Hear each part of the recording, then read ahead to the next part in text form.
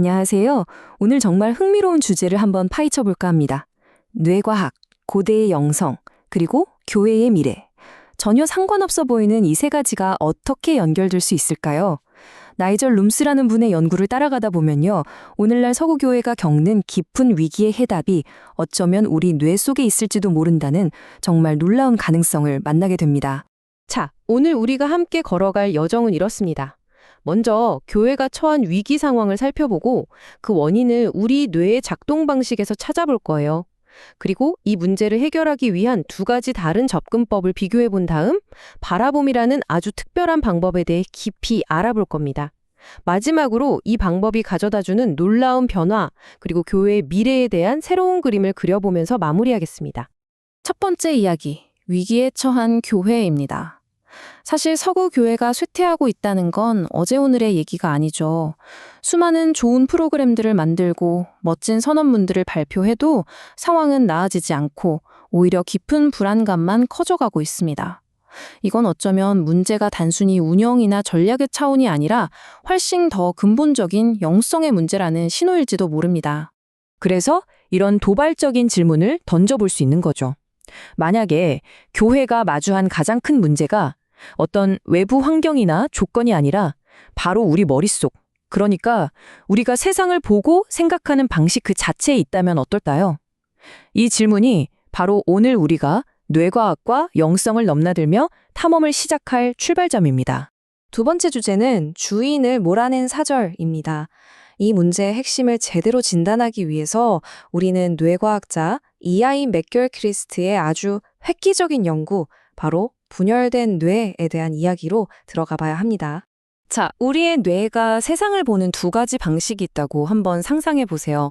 바로 좌뇌와 우뇌인데요. 이 둘은 정말 완전히 다른 성격을 가졌어요. 여기 보시면 좌뇌는 사절에 비유되는데 모든 걸 나누고 분석하고 이름을 붙이죠. 이건 뭐에 쓸모있지? 이건 어떻게 통제하지? 이런 식으로요. 세상을 조각난 퍼즐처럼 보는 거예요. 반면에 우뇌는 주인이에요. 전체 그림을 한눈에 보죠. 연결고리를 보고 관계를 이해하고 그냥 사물이 있는 그대로 존재하게 내버려둬요. 훨씬 더 관계 중심적이고 말로 다 표현 못하는 미묘한 것들을 느끼는 거죠. 정말 다르지 않나요? 맥클크리스트는 이 관계를 니체의 우화를 빌려서 아주 기가 막히게 설명합니다. 자비로운 주인이 있었는데 넓은 영토를 관리하려면 사절이 필요했죠. 그런데 어느 날 이 똑똑한 사절이 이런 생각을 하는 거예요. 가만 보니 주인 없이 나 혼자서도 다 할 수 있겠는데? 그러면서 주인의 자리를 빼앗으려고 하죠. 이 비유가 바로 우리 서구 문화, 그리고 교회가 어떻게 분석적이고 도구적인 좌뇌의 사고방식에 완전히 지배당하게 되었는지를 정말 날카롭게 보여주고 있습니다. 그럼 세 번째, 온전함으로 가는 두 가지 길입니다. 자, 이제 진단은 나왔으니 해결책을 찾아봐야겠죠? 흥미롭게도 이 뇌과학 이론을 영성훈련에 적용하려는 두 개의 뚜렷한 흐름이 있습니다.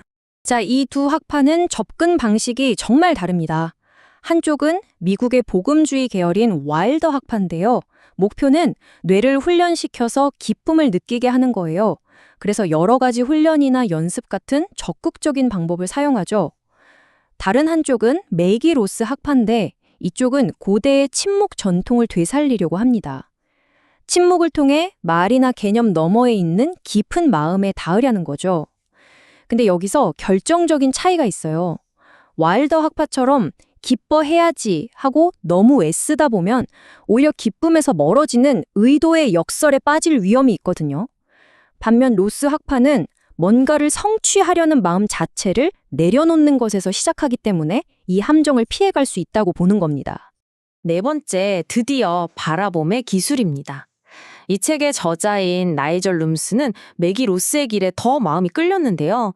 그가 제시하는 핵심 개념이 바로 이 바라봄, 비홀딩입니다. 이건 우리의 불안한 마음, 뭐든 억지로 해내려는 마음을 살짝 비껴가는 아주 오래된 지혜라고 할 수 있죠. 그럼 바라봄이 대체 뭘까요? 한마디로 나를 잠시 잊고 세상을 있는 그대로 온전히 받아들이는 거예요.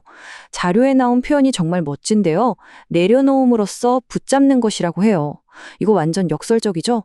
마치 나비를 잡으려고 손을 휘두르는 대신 그냥 가만히 꽃처럼 앉아있을 때 나비가 스르륵 어깨에 와서 앉는 것과 같아요. 이건 내가 노력해서 얻는 성취가 아니라 그냥 나에게 주어지는 선물 같은 경험인 거죠. 근데 여기서 진짜 놀라운 사실이 하나 있어요. 성경에요, 보라, 즉 behold라는 단어가 무려 1300번 이상이나 나온대요.